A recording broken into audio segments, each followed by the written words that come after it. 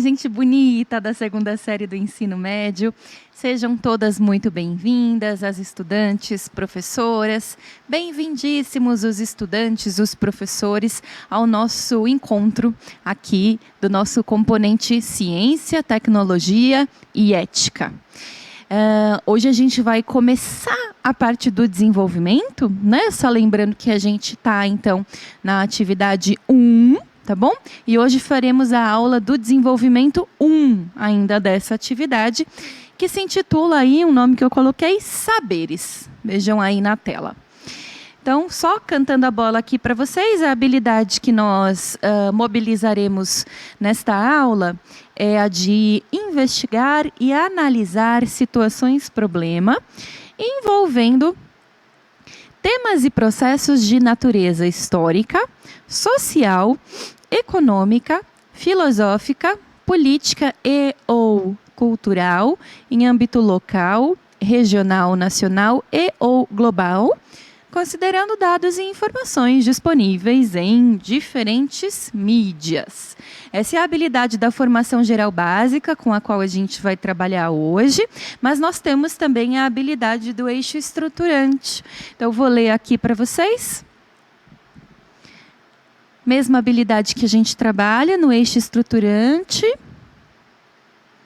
E aí a gente começa retomando um pouquinho a conversa que a gente teve na aula anterior, em que a gente ainda fazia parte da introdução da atividade 1, e a gente conversava um pouco sobre as diferenças, né?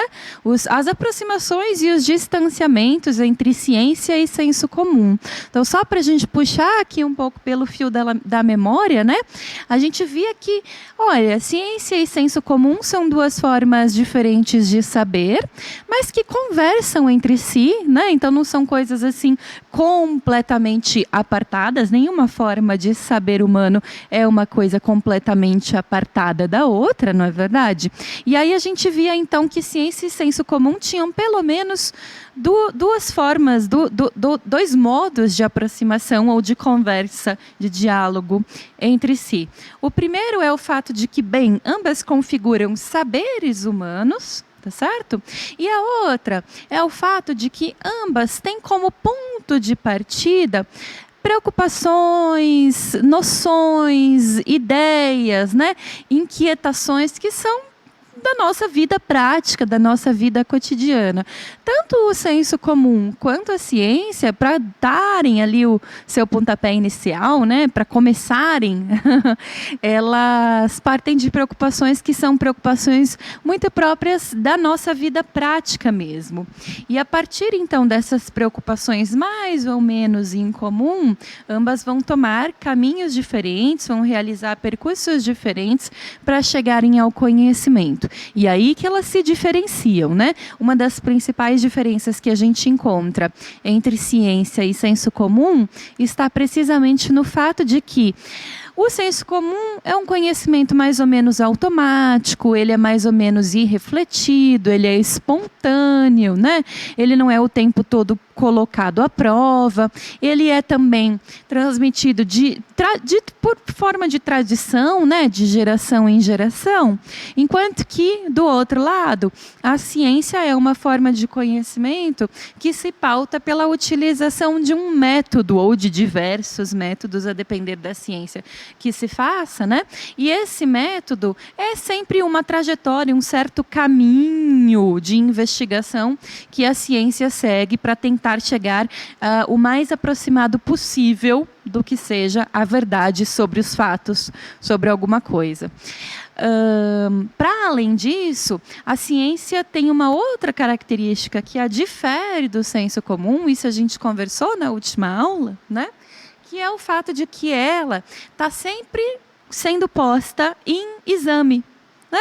Ela está sempre sendo posta ali em revisão, está sempre sendo questionada, sempre sendo atualizada, de tal forma que muitas verdades científicas, e essa é uma diferença grande também entre senso comum e ciência, muitas verdades científicas que eram verdades há algum tempo atrás, deixam de ser hoje. Tá certo? Porque a ciência caminha sempre assim, se revendo, se atualizando, se questionando, tentando chegar sempre o mais próximo possível do que seja uma verdade. De forma diferente, é muito difícil que o senso comum passe por um processo de prova, de exame. Ele vai se mantendo, vai sendo transmitido de geração em geração, mas dificilmente ele é assim questionado no nível da forma como é um conhecimento científico. Então, a gente falava disso no último encontro, na última aula, a gente vê aí na tela, então, um pequeno resumo, né, da principal diferença entre ciência e senso comum, que diz o seguinte para a gente: olha, as crenças do senso comum, elas são assim, habitualmente aceitas, sem uma avaliação crítica. Tá certo? Elas são aceitas quase que automaticamente, assim, enquanto que os elementos que suportam as conclusões, que dão suporte, né, às conclusões da ciência, não são aceitos sem avaliação crítica. Isto é assim o cerne, o fundamento, né, da diferença entre ciência e senso comum, sobre a qual a gente ia conversando aí na nossa última aula. Beleza? Aí, hoje, a gente vai conversar sobre saberes, né?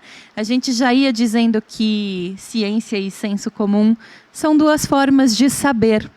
Bom, os seres humanos, ao longo aí da sua trajetória, né, no planeta, desenvolveram um sem número de saberes de diferentes formas. Saberes religiosos, saberes míticos, saberes de senso comum, saberes da ciência. Um sem número de saberes que são todos igualmente válidos e mais úteis ou menos úteis, dependendo do contexto em que a gente esteja, mas todos igualmente válidos e necessários, não é? Então, ao longo da sua história, a raça humana vem desenvolvendo cada vez mais saberes. Aqui a gente citou 2, na última aula a gente conversou sobre ciência e senso comum, mas eu gostaria nessa aula de dar uma outra abordagem para esse tema dos saberes humanos. E que abordagem é essa? Primeiro, seria legal se nós pudéssemos começar conceituando o que seja saber. Saber é uma palavra que a gente utiliza muito. Faz parte do nosso vocabulário mais corrente, né? Ela é utilizada de diferentes formas, essa palavra, nos mais diferentes contextos. E é legal se a gente puder ter assim, um núcleo comum, né, do que a gente quer dizer quando a gente usa a palavra saber, ou as palavras derivadas daí, sabedoria, sábio, né? O que será que a gente quer dizer quando a gente mobiliza, né, essa palavra saber, que pode ser tanto um verbo quanto um substantivo? Vamos ver aqui juntos no dicionário, tá certo? Saber no dicionário tem o sentido de conhecer, ter conhecimento de, estar informado sobre ou ser sabedor, tá certo? Aí a gente tem um exemplozinho aqui para a gente entender um pouco como que funciona na prática esse verbo.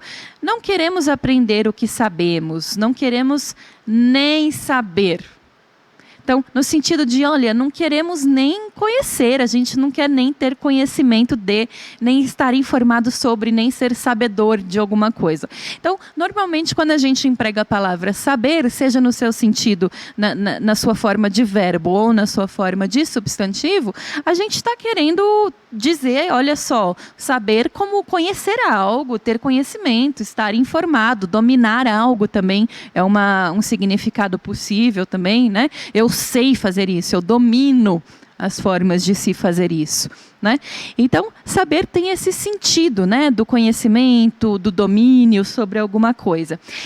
E eu gostaria que na aula de hoje a gente fizesse uma diferenciação. Da mesma forma como na aula anterior nós diferenciamos ciência de senso comum, eu gostaria que na aula de hoje a gente fizesse uma diferenciação entre 2 tipos de saber. Quais são eles? Vejam aí na tela. Saberes operativos e saberes contemplativos. Aí vocês vão dizer assim, mas professora, eu acho que essa diferenciação é um troço meio estranho, porque saber é saber, né? Assim, não tem muita diferença o que é que se sabe, né? Quando se sabe uma coisa, se sabe. Então, de um certo ponto de vista, sim, isso é verdade. Mas é muito útil que a gente diferencie formas de saber para a gente entender um pouco melhor as características e as especificidades de cada uma dessas formas de saber. E aí eu quero alertar vocês para o seguinte: nós poderíamos, pessoal, distinguir saberes humanos de um sem número de formas. Tá? Eu poderia chamar de saber X, saber Y, saber A, B, C, saber... Eu poderia distinguir as diferentes formas de saber humano de um sem número de maneiras. Aqui a gente optou, então, neste nosso componente, ciência, tecnologia e ética, nesta nossa aula, saberes, a gente optou por distinguir os saberes humanos entre operativos e contemplativos, mas a gente poderia fazer isso de várias outras maneiras, tá bom? Então, partindo dessa diferenciação, dessa distinção entre saberes operativos e contemplativos, é que eu quero convidá-los a pensar um pouco melhor sobre isso que a gente está chamando de saberes contemplativos. Os saberes contemplativos são uma forma de saber, e saber é inerente à natureza humana. Saber é inerente ao ser humano. O que eu quero dizer com isso? Todos nós temos vontade, temos desejo de saber. Seja saber de forma operativa, contemplativa, seja religiosamente, miticamente, de forma científica, do senso comum, não importa. O fato é que todos nós desejamos saber, nós temos desejo de conhecer. E quem está falando isso não sou eu, professora Maria Fernanda, quer dizer, sou eu, mas através, né, das palavras de um grande filósofo da Grécia Antiga, que é o Aristóteles. O Aristóteles está citado aí na tela, vamos ver? Por um historiador da ciência, né? William Bynum, que numa certa altura da sua obra, Uma Breve História da Ciência, escreveu assim: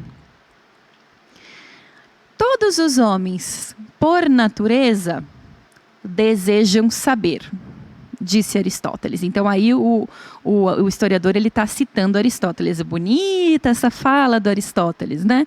Todos os homens, por natureza, desejam saber. Olha o que o Aristóteles está dizendo. Não tem essa de, eu não me interesso por saber nada, eu não quero nunca saber de nada. Não, olha só. Todo mundo que é ser humano tem uma certa natureza em comum. E essa natureza em comum que partilhamos todos nós, humanidade, seres humanos, é o desejo inesgotável pelo saber. Certo? Aí o William Bynum continua, né? Você já deve ter conhecido alguém assim, sempre disposto a aprender mais. Talvez já tenha encontrado vários sabe-tudo que perderam a curiosidade que sempre permaneceu importante para Aristóteles. A visão esperançosa dele era de que as pessoas aspiram ao conhecimento sobre si mesmas e sobre o mundo. Então Aristóteles está dizendo assim para a gente, olha só, não só todos nós igualmente aspiramos ao conhecimento e desejamos saber, como a gente deseja saber sobre diferentes coisas, sobre nós mesmos, que hoje é tido como autoconhecimento, né? A gente deseja conhecer a gente mesmo, porque no fundo, se a gente não para pensar sobre a gente mesmo, a gente é um enigma para nós mesmos, não é? Então, a gente deseja não apenas conhecer a gente mesmo, segundo Aristóteles, mas conhecer também as coisas do mundo, tá certo? E para conhecer as coisas do mundo e a gente mesmo, é interessante que a gente possa partir de uma certa forma de saber, que a gente está chamando aqui de saber contemplativo.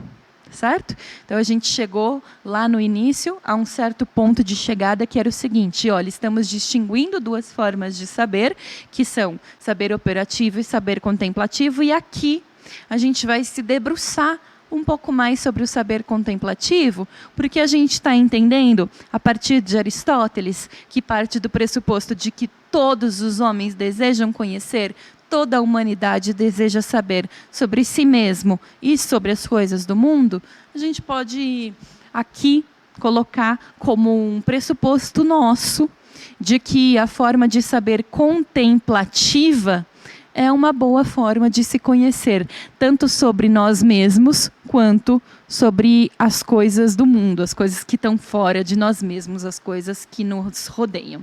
Tá certo? E aí, pessoal, vocês devem estar pensando assim: professora, mas afinal de contas, o que é um saber contemplativo? O que significa isto? Né? E aí a gente vai ter que pensar um pouquinho na palavra contemplação. Então, pensem aí, né, com os botões de vocês, se alguma vez vocês já escutaram essa palavra contemplação, né? Ou quando vocês a escutam, o que vem na cabeça de vocês, né? Normalmente, quando a gente faz essa pergunta, as pessoas remetem à contemplação da seguinte forma: é um certo estado de espírito, digamos assim, uma certa postura, uma certa atitude mental, tá certo? Que nos leva a estar em um estado de observação. Mas não qualquer observação, como eu estou aqui, esse celular. Não, é uma observação bastante atenta, uma observação bastante minuciosa, uma observação bastante focada. Essa é a diferença entre simplesmente olhar e contemplar. E vocês sabem que a contemplação é uma atitude mental, uma certa postura filosófica, um estado de espírito, que é elogiada desde a Grécia Antiga. Os filósofos, né, Aristóteles, por exemplo, defendia, né, Platão e Aristóteles defendiam a contemplação como um certo estado da verdadeira filosofia. Né? Então, a verdadeira filosofia é aquela que se apreende, né? Que se conhece a partir de um certo estado de contemplação. Desse estado em que a gente observa a gente mesmo, se estivermos buscando autoconhecimento, e também as coisas que estão ao nosso redor, com uma atenção bastante focada. Tá certo? Essa é a postura contemplativa. Então, deixe-me contemplar este determinado objeto que eu tenho aqui na minha frente, deixa eu aprender as suas características, deixa eu refletir sobre ele, deixa eu me perceber o que é que tipo de sensações ele me causa. Isso é contemplar, tá certo? A contemplação, como eu já disse para vocês, era muito elogiada na Grécia Antiga como uma forma genuína, uma forma legítima de saber. Tem até uma anedota, né, que diz que os filósofos verdadeiros na Grécia Antiga, eles eram tão contemplativos que eles tinham entrado nesse estado de contemplação e eles permaneciam nele assim sempre, né, de tal forma que eles andavam por aí bem distraídos das coisas práticas, sempre observando as coisas com minúcia e assim, pensando e refletindo tanto que eles andavam por aí topando com as paredes ou olhando para o céu, contemplando, né, o céu, e aí caía num buraco, porque não tinha se dado conta, né, não tinha saído um pouco desse estado automático, assim, de atenção difusa, né, que as coisas nos colocam. Tá certo? E vocês sabem que, pensando sobre isso, né, hoje a gente vive uma vida que ela demanda tanto a nossa atenção de diferentes formas o tempo todo, que é um exercício interessante e difícil para a gente parar para prestar atenção em uma coisa só. Mas uma atenção bem dedicada, né? Se a gente faz um exercício de autoconhecimento. Então, por exemplo, eu estou sentindo alguma coisa aqui forte, é um sentimento, sei lá, eu estou sentindo, por exemplo, ira, estou sentindo raiva. é muito interessante que eu possa parar para pensar sobre isso. Mas o que é exatamente que eu estou sentindo? Que nome leva essa coisa que eu estou sentindo? Por quê? O que disparou? O que causou essa coisa que eu estou sentindo? Por que eu estou sentindo tão forte? Como que eu posso lidar com isso? O que eu posso fazer para tentar amenizar um pouco esse sentimento? Tudo isso, né, pessoal, é autoconhecimento.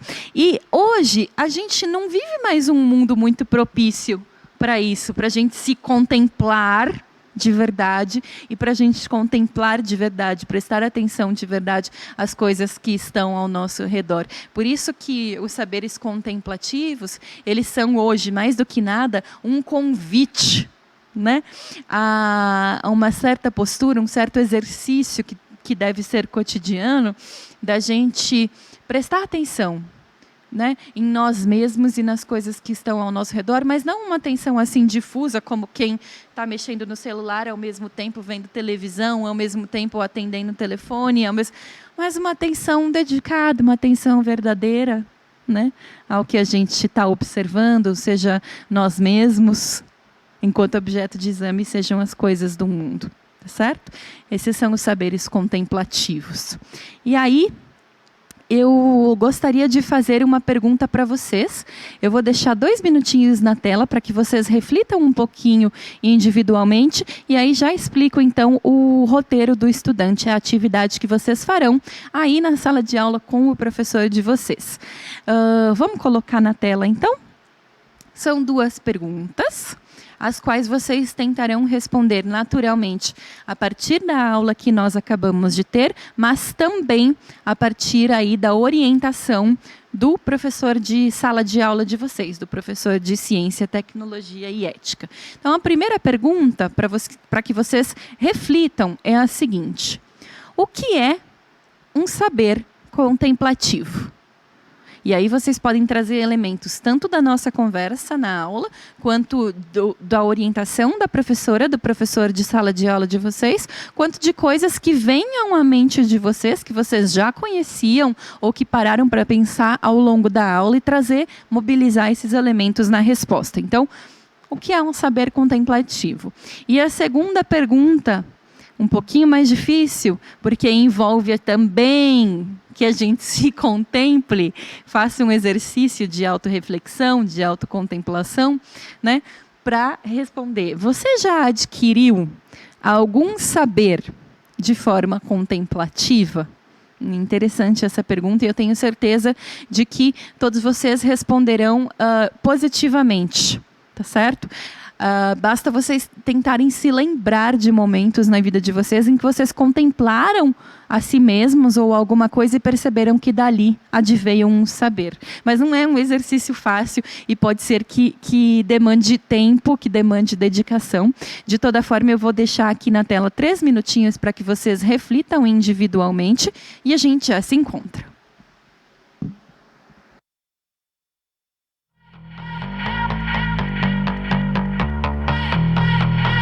I met him at a bar, was strumming his guitar. He looked me in the eyes, gave me those butterflies. He's got that special thing, because I'm all about him. He makes my knees go weak, got his song on repeat. A sucker for his love, he fits me like a glove. He's my favorite, can't get enough. What would I do without him? I have no clue, he's under my skin. What would I do without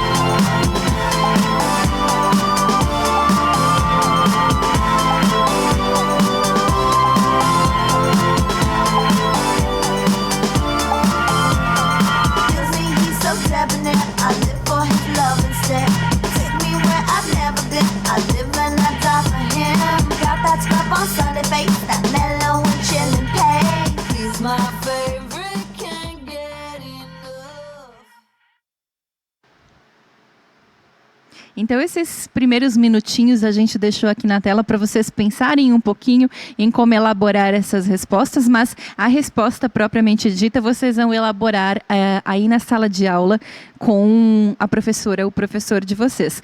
Antes da gente finalizar, e a gente já vai se encaminhando para o final da nossa aula de hoje, eu gostaria de deixar aqui uma provocação, que é a seguinte. A gente começou o nosso encontro falando que nós iríamos dividir os saberes humanos em 2 tipos. Contemplativos, e a gente tentou um pouco se debruçar hoje sobre esses saberes contemplativos, entender um pouquinho melhor o que eles são, né? Um pouco a dificuldade que a gente tem de contemplar, né, nos dias de hoje, nesse momento em que a gente vive, em que tudo requer um pouco da nossa atenção e a gente fica a nossa atenção fica igual um polvo dividida assim, e a gente sente uma dificuldade imensa, né, de conseguir se focar em alguma coisa, mas que esse exercício é muito bacana e é muito importante, né? A gente falava então sobre os saberes contemplativos e a gente disse também que há uma segunda forma de saber, que são os chamados saberes operativos. E aí eu deixo, então, como convite para a próxima aula, nós trataremos dos saberes operativos, tá certo? Mas antes de finalizar, eu queria fazer uma pergunta para vocês já ficarem aí com a pulga atrás da orelha, para vocês já irem pensando, já se preparando para o tema que a gente vai tratar no próximo encontro. Será que se vive apenas de saberes contemplativos? Eles são muito importantes. A sua importância já havia sido percebida desde lá da Grécia Antiga. Esse elogio dos saberes contemplativos e da postura contemplativa durante a vida já havia sido feito na Grécia Antiga. Mas será que só de saberes contemplativos um ser humano se satisfaz? Nessa nossa natureza que deseja saber, que Aristóteles tinha apontado, será que o saber que nós desejamos é apenas o saber de natureza contemplativa? Será que apenas contemplando nos satisfazemos? Aí deixa a pulga atrás da orelha para que vocês pensem na importância também dos saberes operativos e dessa relação, principalmente, né, entre saberes contemplativos e operativos. Tá certo? Eu me despeço de vocês com todo o carinho desse mundo. Estaremos juntos na próxima aula. Deixo o exercício aqui na tela para que vocês realizem com a professora e o professor de vocês. E a gente se encontra muito em breve. Cuidem-se muito. Um beijão e até mais.